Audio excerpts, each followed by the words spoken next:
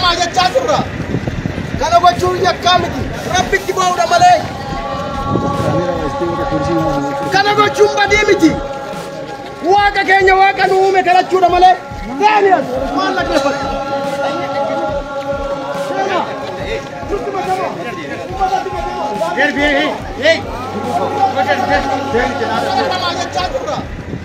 Kana gochuun yakkaa miti.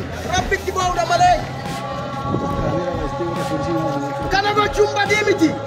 Akkam jirtu nagaa jirtu hordoftoota keenya. Gidirrii fi dararaan ummata Shawaa Kaabaa yookaan ummata Salaalee irra gahaa jiru hammaatee itti fufuun namoota hedduu yaachisee jira. Kanumaan wal qabatuunis ummanni Salaalee farda lugaamii daa'ima camadee kallachaa fi caaccuu qabatee ejersa guddaa lafa gaaraa ulfaataa Rabbu nu gargaara mee araara jechaa araara waaqaa kadhachuuf bahe. Ummanni kun maaliif daa'ima camadee farda lugaamee karatti bahe? Maaltu karatti isaan baase ka jedhu obbo Johaar Muhammad yookaan aktivistii fi beekaa hayyuun Oromoo maal akka jedhallee qabannee isiniif dhufneerra gama viidiyoo.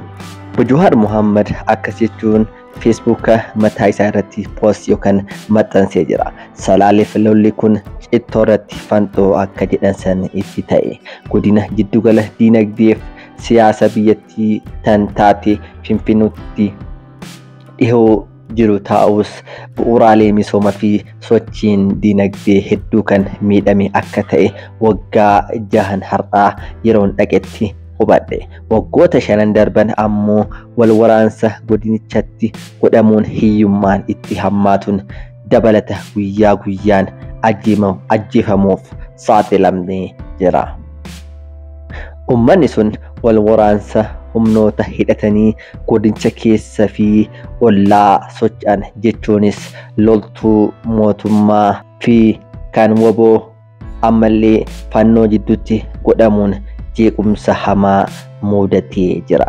Gamni martuu ni ajjeesa, sisaama, mana jalaa gubaa fi lafarraa akka buqqaasu yeroon biyya dhaqu cufa jaarsoliin dhufanii booyanii himatu. Amma itti hammaanan obsa dhabee ilmaan isaa waanjoon camadee darreetti bahee lallabate. Akkuma yeroo hedduu jedhus bilisummaan ta'ee badhaadhinni humna qawween ummata kanaaf dhufu hin jiru. Darara isaa itti hammeessuu yoo taate malee jechuun ummata badii tokko malee dararaa fi ajjeechan fi duguugan sanyii irratti raawwatamaa jiru kanaaf sagalee ta'ee jira jechuudha.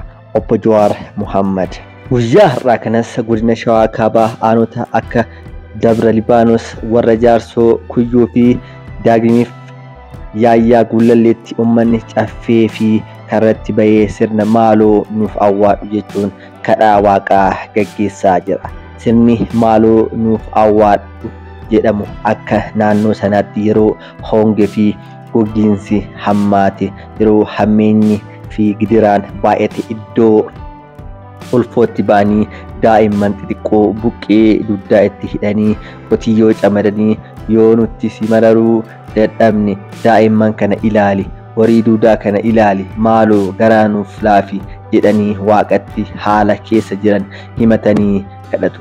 Hawaasni godina Shawaa Kaabaa wal waraansa waraana mootummaa fi waraana bilisummaa Oromoo gidduutti waggoota 6 darbaniif adeemsifamaa tureen gaagama guddaa dhaqqabaa jiruuf yaa waaqa nurraa dhaabi jechuun sangaa camadanii farda lugaamanii waanjoo ijoollee irra kaahanii kadhatan.